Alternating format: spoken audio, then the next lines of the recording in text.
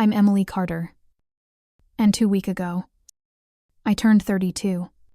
But what should have been an ordinary Tuesday became the worst day of my life. It was my daughter Emma's 8th birthday.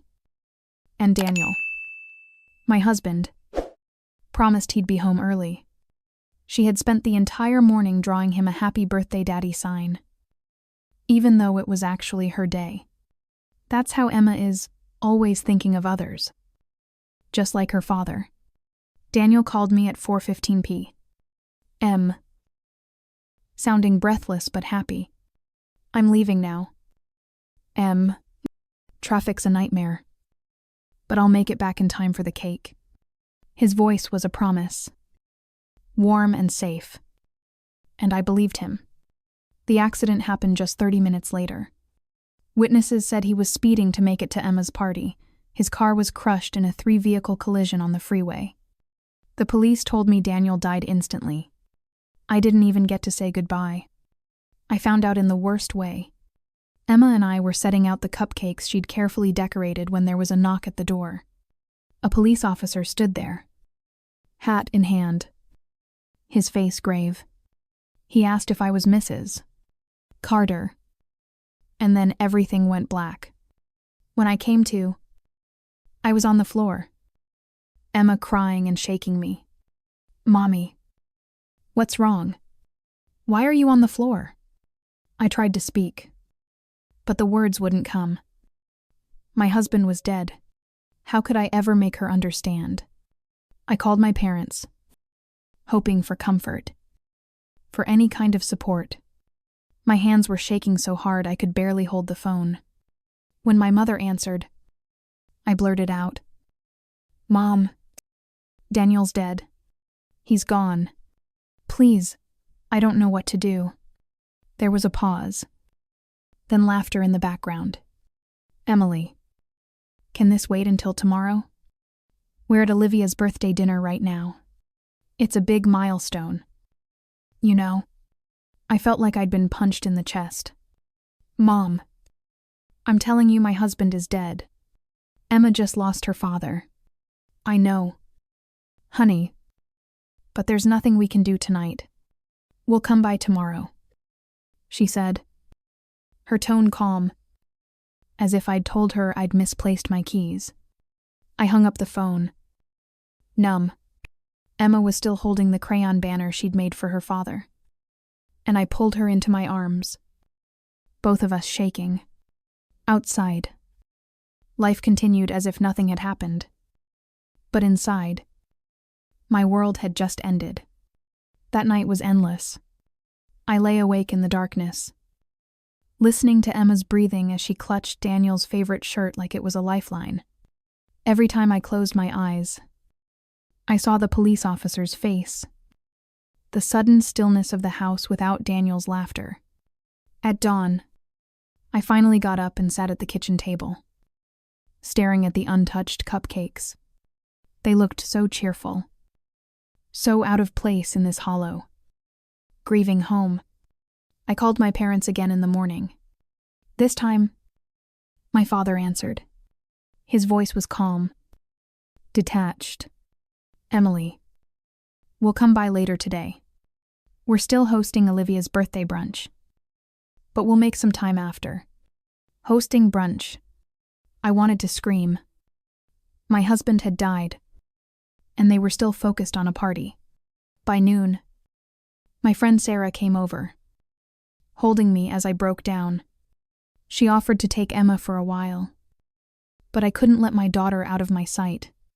Sarah made us tea, cleaned the kitchen, and sat with Emma, reading her favorite book for the 100th time. She was everything my parents should have been in that moment. When my parents finally arrived in the evening, Olivia was with them, her phone in her hand as always. My mother gave me a stiff hug, commenting on how drained I looked.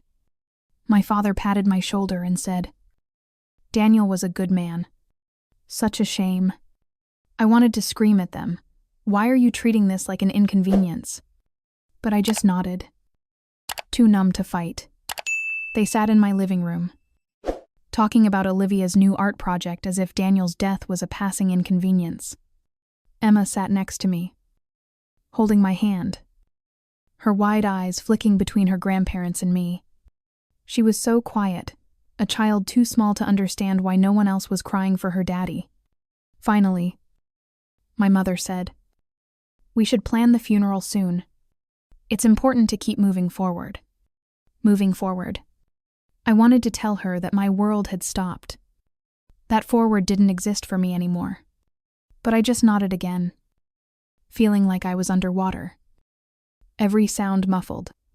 Emma looked up at me then, her small voice cutting through the fog. "Mommy, when will Daddy come home?" The question made my heart crack open. I pulled her close and whispered, "Sweetie, Daddy isn't coming home. But he loved you so much." She buried her face in my chest. And for the first time since the accident, I let myself sob openly. The funeral came 4 days later. I tried to focus on every detail, but it all felt unreal. Emma wore the blue dress Daniel always said made her look like a princess. She held my hand so tightly as we walked into the funeral home, both of us trembling. Daniel's co-workers came in dark suits, eyes red and swollen. His brother Marcus flew in from Japan, exhausted but determined to be there for us. They shared stories of Daniel's kindness and terrible puns that would make Emma giggle. Their grief was raw and real, and it brought me some comfort to see how much he was loved. My parents arrived late. My mother's hair was perfectly styled, her perfume so strong it made my head ache.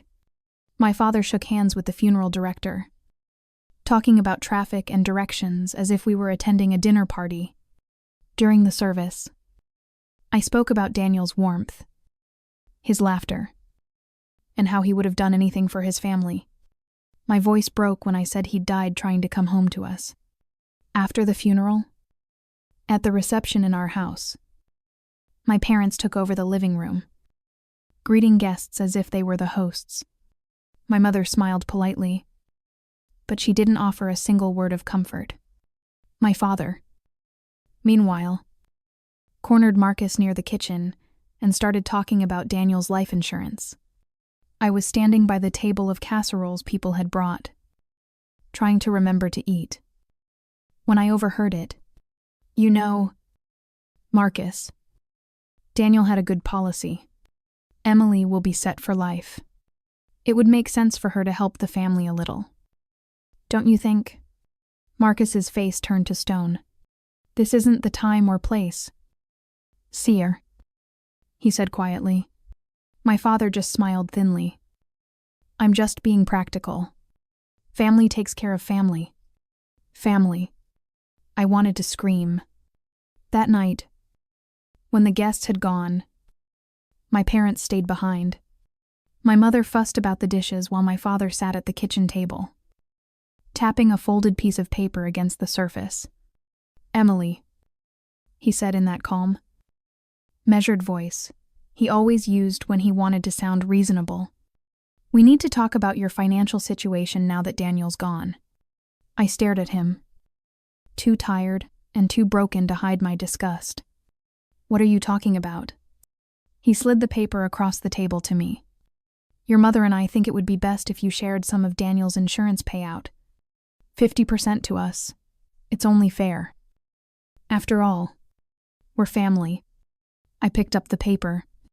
It was a proposal, complete with percentages and notes about how it would help them retire comfortably and help Olivia with her art career. I felt my body go cold. "This money is for Emma," I said, my voice shaking. "It's to make sure she's okay. To secure her future." My father's face didn't change. "And family is part of that future. We're getting older.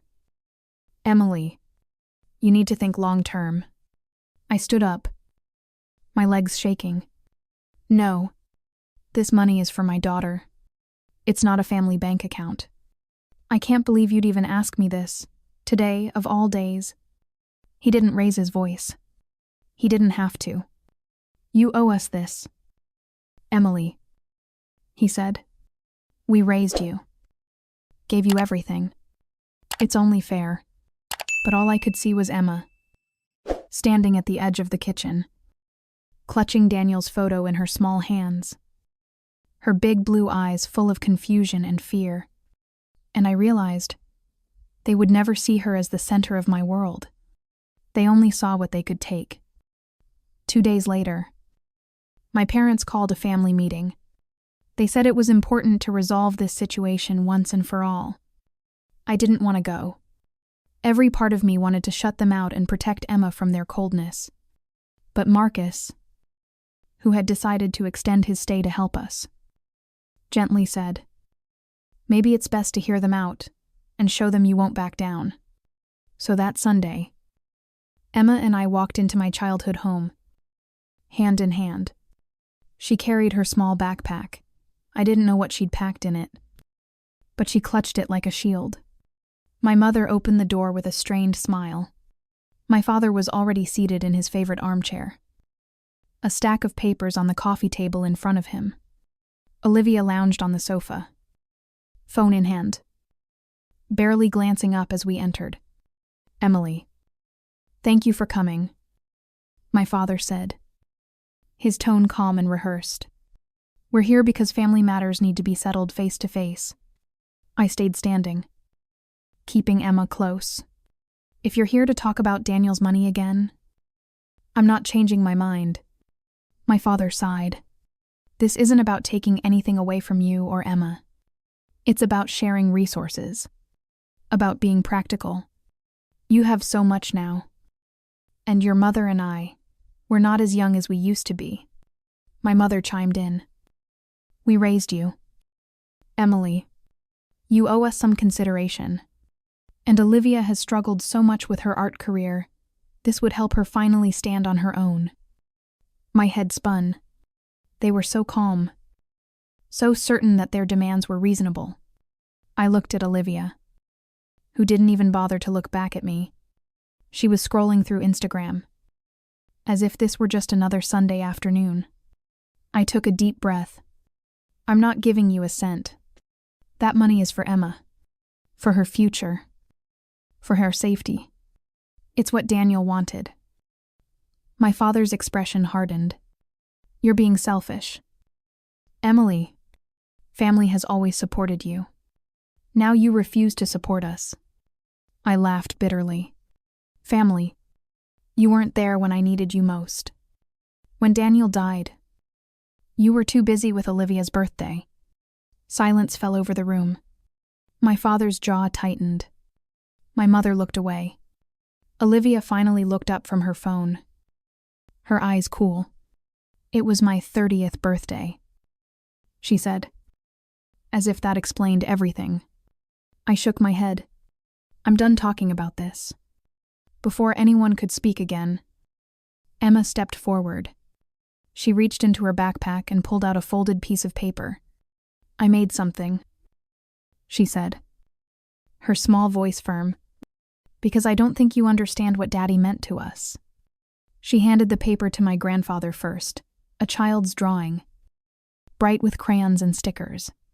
But when I leaned over to see it, I realized what it was. At the top, she'd written in careful letters, invoice for real love and family. Underneath, she'd listed things like, being there when Daddy died, $0 not provided. Helping Mommy when she was sad, $0 not provided. Hugging me when I was scared, $0 not provided. Being real family, priceless, not paid. At the bottom, she'd written, total owed, 0. This is what you earned. The room was dead silent. My father's face flushed red. My mother's mouth fell open. Olivia looked stunned for the first time since I'd walked in. Emma looked up at me, her big blue eyes steady. Mommy, Daddy always said family isn't who takes from you. It's who loves you when you're sad. Tears spilled down my cheeks. I pulled her close, my voice shaking. You're right, baby, and you're so brave. My father stood up, his voice rising. This is nonsense. She's just a child. I stood too. She's a child who understands more than you ever have. We're done here. I took Emma's hand, turned, and walked out of the house without looking back. After that day, I thought it was over. I thought my parents would finally understand that I meant what I said. But they didn't. They started sending me texts, polite at first. Emily, let's be reasonable. You're overreacting. Dear. When I didn't reply, the messages turned sharper. You're ungrateful. We're your parents. You owe us. One afternoon, Olivia showed up at Emma's school. She waited by the gates with a small gift bag, pretending to be the concerned aunt. Emma was scared and told her teacher, who called me immediately. I drove to the school faster than I'd ever driven in my life. Seeing Olivia there, trying to use my daughter to force my hand, made something in me snap. Don't you dare use Emma to manipulate me, I said in a low voice. She's off limits. Olivia just rolled her eyes. You're making such a big deal out of this. We're family. We're just trying to help. Help, I repeated coldly. The only thing you're trying to help is your own pockets. That night, I couldn't sleep. I sat at Daniel's old desk, leafing through the files he always kept so neatly organized. That's when I found it, a sealed envelope with my name on it, written in Daniel's steady, familiar handwriting. My hands trembled as I opened it. My dearest Emily, he wrote. If you're reading this, it means I'm no longer there to explain everything myself. I didn't want to burden you while I was still here. But you need to know the truth. I was diagnosed with lung cancer 3 months ago. The prognosis wasn't good. I kept it from you because I didn't want to add to your worries while we still had time together. I pressed the letter to my chest, tears streaming down my face. He went on to explain how he had quietly set up life insurance, updated the will, and created a trust for Emma's future, in case his illness took him before he could see her grow up. I wanted to make sure you and Emma would always be safe. He wrote, even if I couldn't be there to protect you myself. At the end of the letter, he added, I know your father. Emily. He's already tried to ask me for money once. Under the pretense of an investment, I refused then, and I need you to refuse now. Don't let them guilt you. Don't let them take what's meant for Emma. You have every right to say no. I realized then that Daniel had been carrying this burden alone. He knew his time might be limited, and he'd prepared for it, but fate had taken him not through cancer, but through that horrible accident. Reading his words gave me a strength I didn't know I still had. Daniel saw what my family was capable of, and he'd left me the courage to stand up for Emma and for myself. The next morning, I met with Thomas, Daniel's lawyer friend. I showed him the letter. My voice shook as I said, they're not going to stop. They're going to keep pushing. Thomas read it carefully. His brow furrowed. Emily, this changes everything. This letter proves Daniel's intentions beyond any doubt. Legally, they don't have a leg to stand on, and if they try, I'll make sure they can't touch a penny of Emma's trust. I let out a long breath. I hadn't realized I'd been holding. Thank you. Thomas. I needed to hear that. He nodded. This is more than just money. Emily, it's about honoring Daniel's wishes and protecting Emma's future. And you can do that. That night, as I lay in bed with Emma sleeping peacefully beside me, I thought about all the ways my parents had failed me, and all the ways Daniel had never stopped trying to protect me. Even after he was gone, he'd known this fight might come, and he'd given me the strength I needed to stand firm, no matter how hard they pushed. The next time my parents called, I didn't answer. I let their calls go to voicemail. Their texts pile up, unread. I was done explaining myself. done trying to make them see what was obvious. Finally, my father left a voicemail. "Emily, we need to talk. We're still your parents. You owe us that much." His voice was calm, but I heard the edge in it, the edge that always came when he didn't get what he wanted. I called Thomas. "They're not going to stop."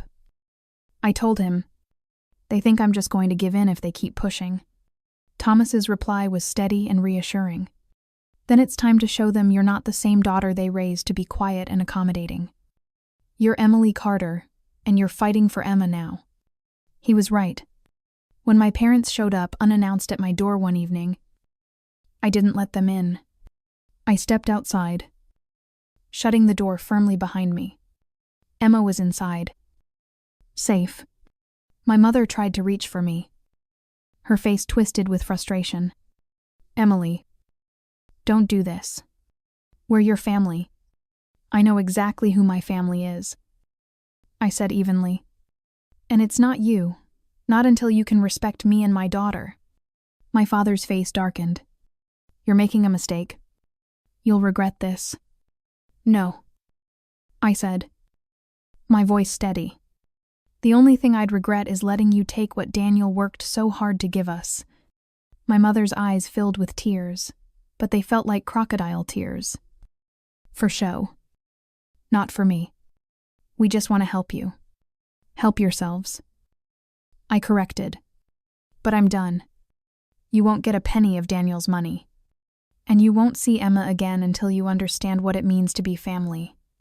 They left that night in silence. No more words. No more threats. Inside, I sank to the floor, my back against the door, and let the tears come. Not because I was sad, but because I was free. For the first time since Daniel's death, I felt like I could breathe. I knew it wouldn't be easy. I knew they might try again. But I also knew I wasn't that same woman who let them make her feel small. I was a mother now, a protector. And no one, not even the people who gave me life, would take away what Daniel and I built for Emma. In the weeks that followed, life settled into a fragile new rhythm. Marcus decided to stay for a while, moving into the guest room to help Emma and me adjust. His presence was a comfort, a reminder of Daniel's laughter and the love that still surrounded us. Even in his absence, Kevin's parents visited too. Gentle and kind. They didn't ask for anything. They didn't push. They just sat with me, helped with Emma's bedtime stories, and reminded me that family is more than just blood. It's who shows up when you're hurting. Emma was quieter than before, but she was healing. Sometimes I'd find her sitting by the window, talking to Daniel's picture, telling him about her day. Other times she'd slip her small hand into mine and say, "Mommy, I'm glad we have people who love us." I'd smile through my tears and tell her, "Me too. Baby, me too." A month later, I received a letter from my parents.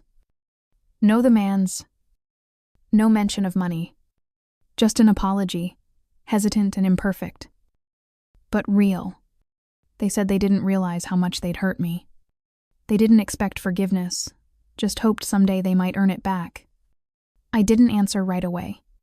I needed time, but I read the letter again and again, turning the words over in my mind.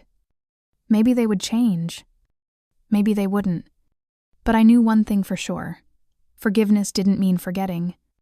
It didn't mean opening the door to the same pain. For now, the door stayed closed. And that was okay. Because in the end, Daniel's final gift wasn't just financial security. It was the courage to protect what truly mattered, to say no when it counted, to choose love, real love, over obligation. One evening, Emma and I sat on the porch, watching the sun set in streaks of gold and pink. She looked at me and said, "Mommy, do you think Daddy can see us right now?" I hugged her close and said, "I think Daddy sees everything that matters, and he'd be proud of how brave you've been." She nodded. a small smile on her lips. I'm brave because of you and Daddy. And I realized that was true. The legacy Daniel left wasn't just money or a house or a plan. It was love. Love that gave me the strength to fight for Emma. To build a future where she would always know she was safe and loved. That night, as I watched Emma sleep, I whispered a promise to the quiet room. We'll be okay. Daniel, because you taught us how to be. If you've ever found yourself standing alone, fighting to protect what truly matters, know that you are not alone. Our strength isn't measured by the people who let us down, but by the boundaries we build and the love we refuse to let go of. Thank you for listening to my story.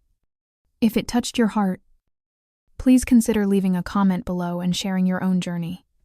Don't forget to like and subscribe for more powerful stories about resilience, family, and the courage to stand up for what's right.